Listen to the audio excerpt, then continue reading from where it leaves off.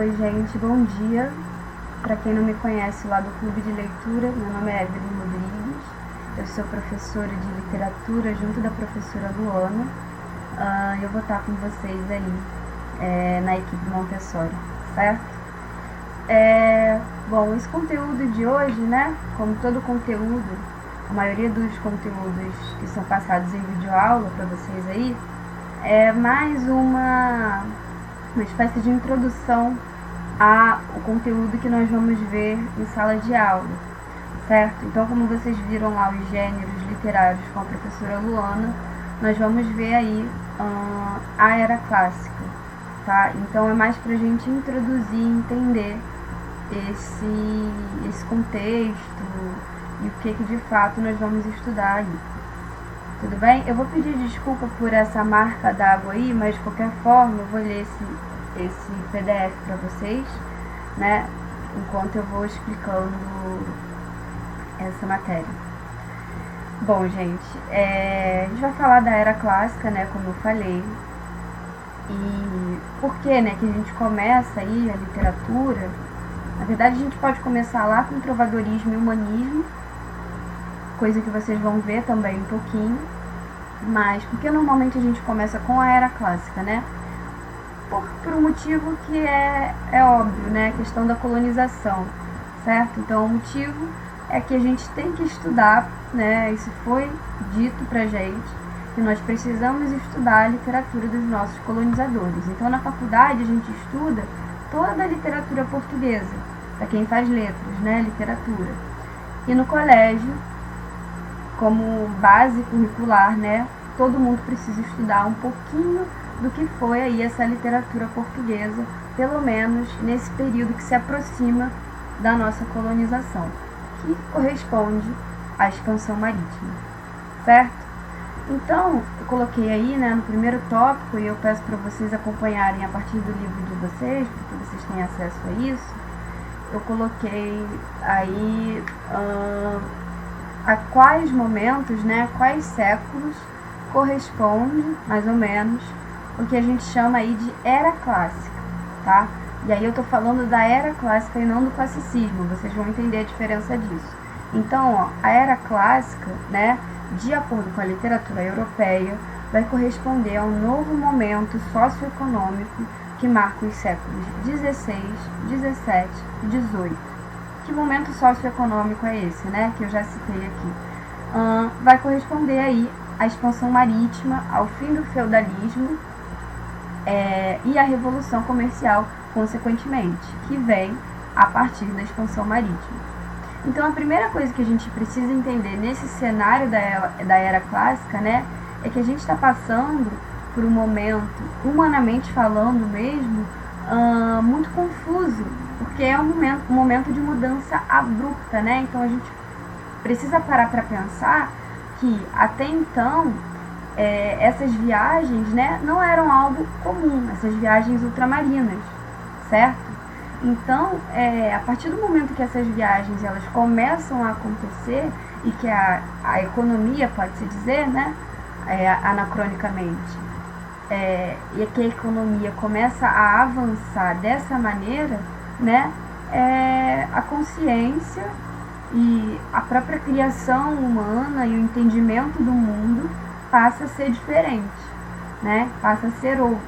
E isso causa uma confusão, porque isso, nesse momento, né, está acabando de acontecer, certo? Então é um cenário diferente para todo mundo que viveu, né, essa virada do feudalismo para a expansão marítima, né, para essa revolução comercial, tá? Então esse é o cenário da Era Clássica. Só que a Era Clássica, né, ela não é, falando assim em questões de estilo, uma coisa só. A gente divide a Era Clássica em 3 estilos, ou em 3 períodos, pode-se dizer. O primeiro é o classicismo. Professora, classicismo, né?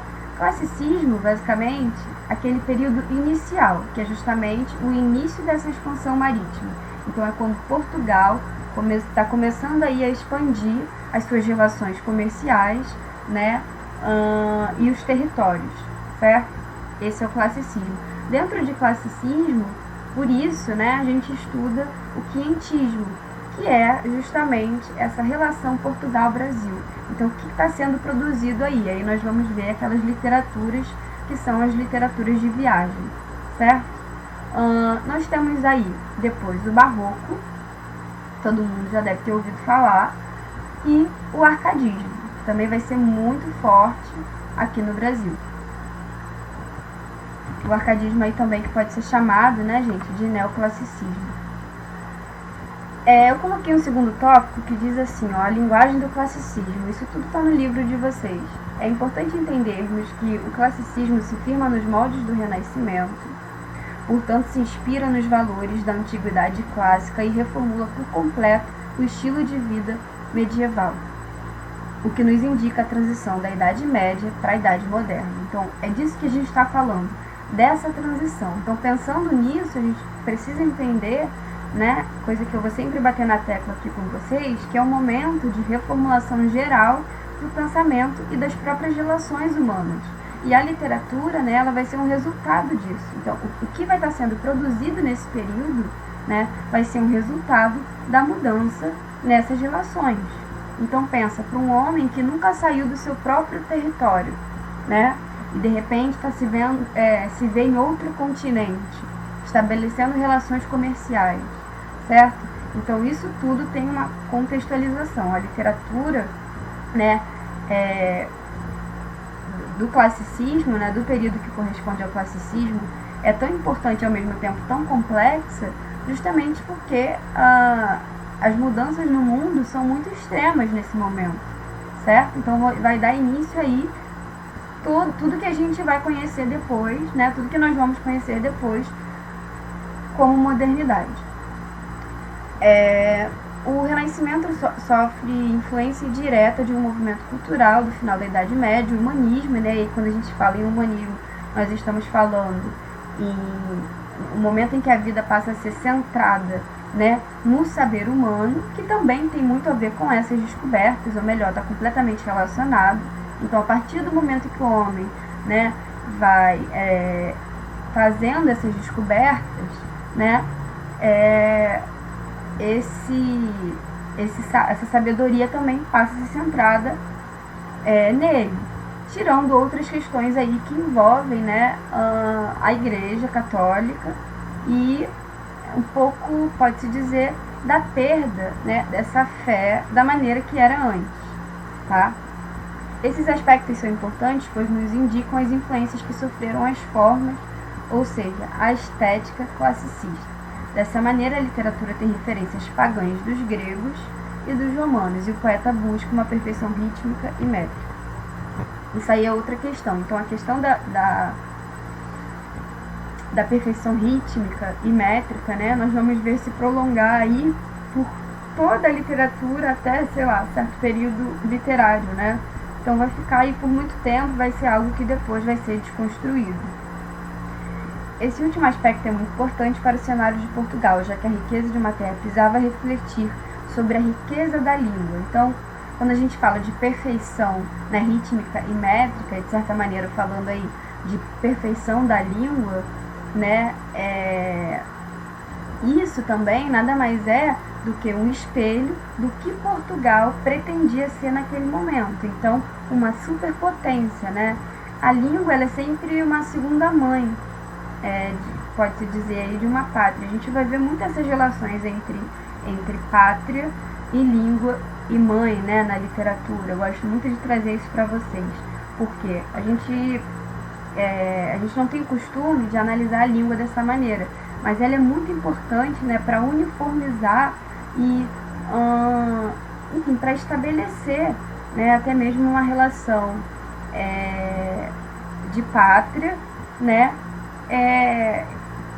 para os indivíduos que pertencem, né, que fazem parte daquela língua. Então, é neste momento que a língua portuguesa, lusitana, se uniformiza. Então, vamos parar para pensar nisso, né, para explicar melhor, que ficou meio confuso. Portugal está sendo aí uma superpotência nesse momento, tá? Então, é um momento de força.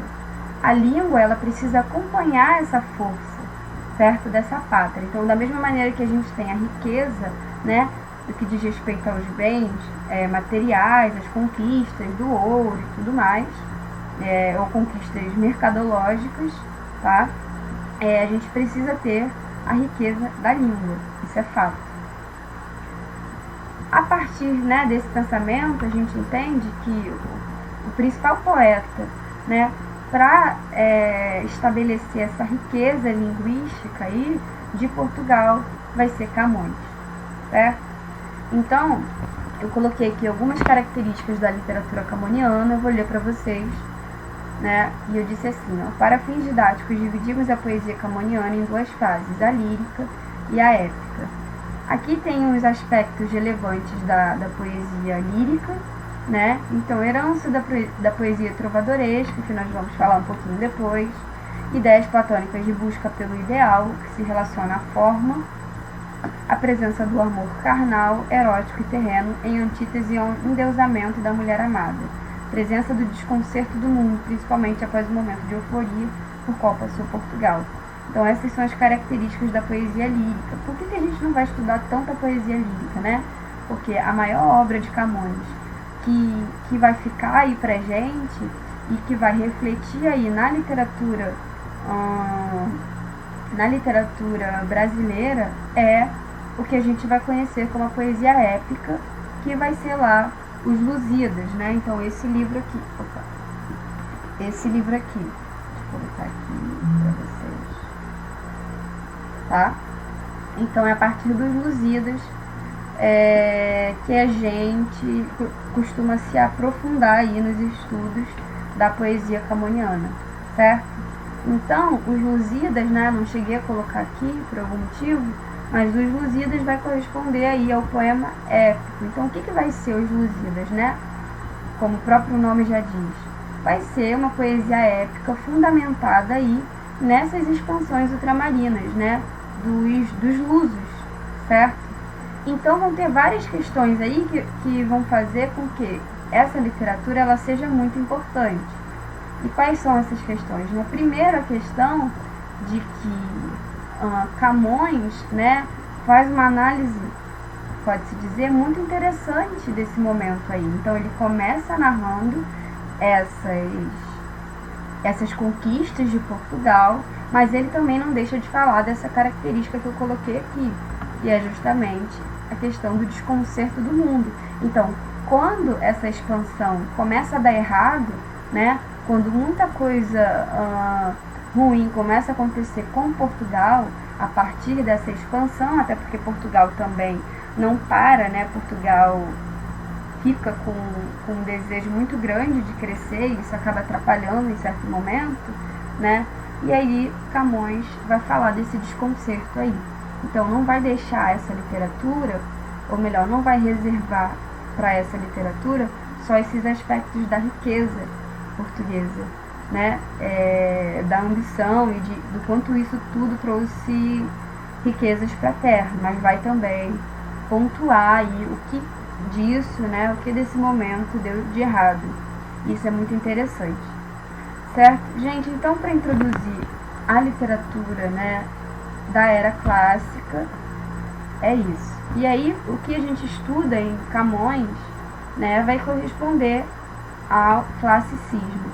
Mais pra frente, nós vamos ver as literaturas de viagem, que aí já vão corresponder às impressões que se tem a partir do momento em que se coloniza, né, em que se invade as terras indígenas brasileiras. Tudo bem? Vejo vocês na aula síncrona. Peço que vocês leiam o capítulo. Tem alguns exercícios também para vocês fazerem. E é isso, né? Mais pra frente, na aula síncrona, nós vamos aprofundar essas questões. E sair um pouco também dessa coisa que é a apostila, né? Que é mais categórica. Para ir um pouquinho além aí nessas questões do classicismo. Um beijo.